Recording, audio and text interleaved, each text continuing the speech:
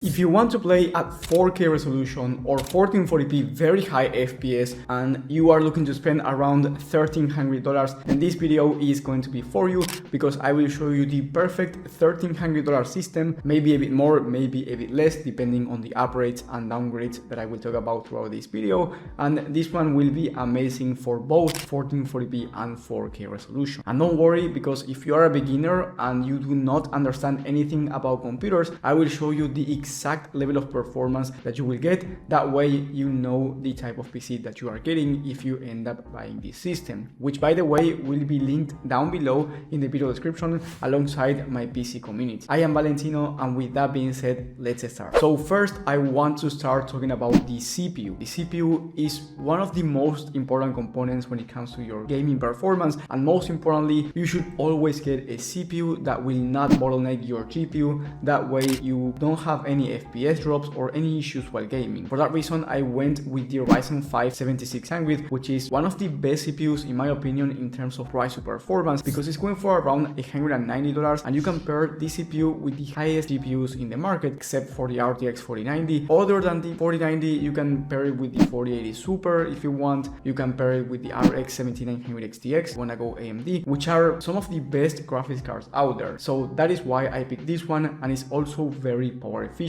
On top of that is on the AM5 platform, which, if you don't understand what I'm saying, basically you are on a new platform, which means that down the line, if there's a new CPU from AMD, you can upgrade your CPU without having to change the motherboard, which in my opinion is a big plus. Talking about the motherboard here, I went with the ASRock B650M Pro RS, which is a very nice motherboard for the price that will allow you to upgrade down the line to CPUs like the Ryzen 7 7800 X3D, which is the fastest CPU in the entire market. So with this system you get a very nice upgrade path. Now I also added a CPU cooler in the Thermal Ride Assassin X. This is just a budget $20 cooler that is going to be enough for our Ryzen 5, because as I said before, this one is very power efficient, so you do not need any cooler that's bigger than this one to cool down this Ryzen 5. The temps are going to be lower, you have better aesthetics if you buy this cooler. So overall, for 20 bucks, I think that is a very good purchase. Now for gaming, the most important component is the graphics card or GPU, which I will talk about right now. And here you have two options, but first I want to talk about the main one for this build, which is the RX 7900 XT from AMD. This one is going for around 700 USD, and maybe when you're watching this video the price is lower or higher depending on the deal that you can get. Remember that all the links with the latest prices and availability will be down below in the description. Now the 7900 XT is an amazing 1440p and 4K resolution gaming graphics card, and in terms of gaming performance, in one of the latest tests from TechSpot in very high demanding titles, for example The Last of Us Part 1 and Cyberpunk 2077, the 7900 XT was able to average 75 FPS, and remember we are talking about 4K native resolution high to ultra settings in high demanding titles. So if you turn on FSR, which is the AMD upscaler,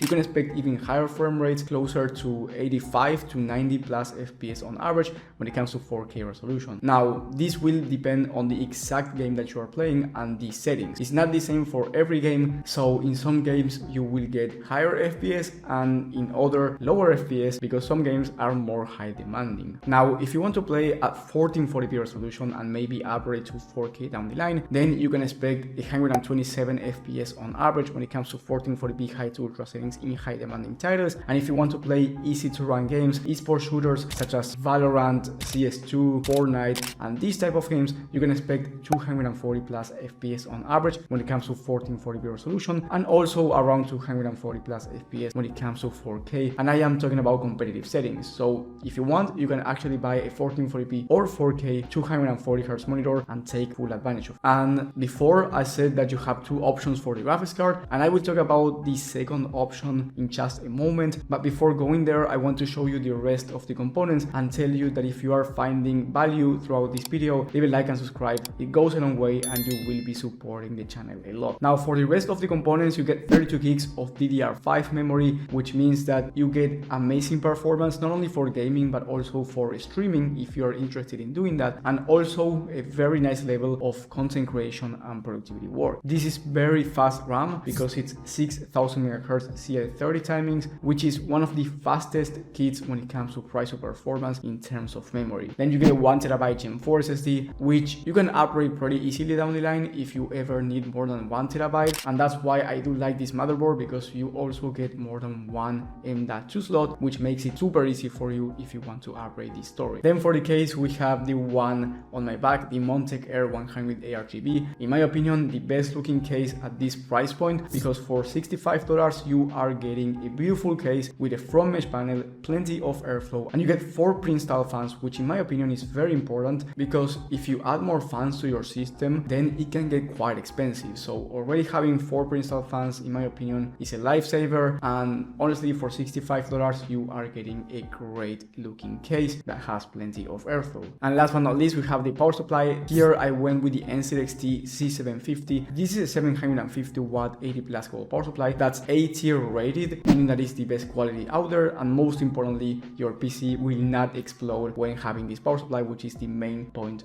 of a power supply. So overall, you get an amazing system for 1440p, as you saw, with 127 plus FPS on average, and you also get great 4K native resolution gaming performance at 75 plus FPS on average. Now, if you are wondering what's the total price, well, when I'm recording this video, the price is around $1,335, and if you want to go lower, closer to the $1,300 mark, then I will give you an alternative in a moment. But before doing that, I want to show you the second option for the graphics card, which is from Nvidia, and it's the RTX 4070 Ti Super. This one, in my opinion, is an upgrade from the AMD 7900 XT, and the reason why I believe is an upgrade is because you get DLSS, which is the better upscaler. It has a better image quality. However, I'm not really concerned about AMD's upscaler, which is FSR, especially at 4K resolution, because it works pretty well, but my concern is more for 1440p. If you want to play at 1440p resolution and you care about having a good upscaler such as DLSS or FSR, then in that case the 4070 Ti Super is a much better option. At 4K, both upscalers are fine. I believe DLSS is still better at 4K, but not by a big margin. And then with the 4070 Ti Super, you also get a better level of ray tracing. On a 10 game average from the same TechSpot test on very high demanding titles at 1440p with ray tracing enabled, the 4070 Ti Super was able to average 86 FPS and the 7900 XT 66. So that's a 20 FPS on average difference when it comes to AMD against Nvidia. And then the 4070 Ti Super is usually better when it comes to content creation and productivity softwares. So if you are a creator or you want to work with AI type of programs, then the 4070 Ti Super is a much better option. That's why, in my opinion, is going to be an upgrade, unless you just want to play native resolution 1440p or 4K, where the 7900 XT is actually slightly faster. Keep in mind that the 4070 Ti Super is $100 more expensive, and the total price will be around $1,430 if you end up going with the Nvidia graphics card. And remember that all the alternatives will be in the description. And then if you want a cheaper system for around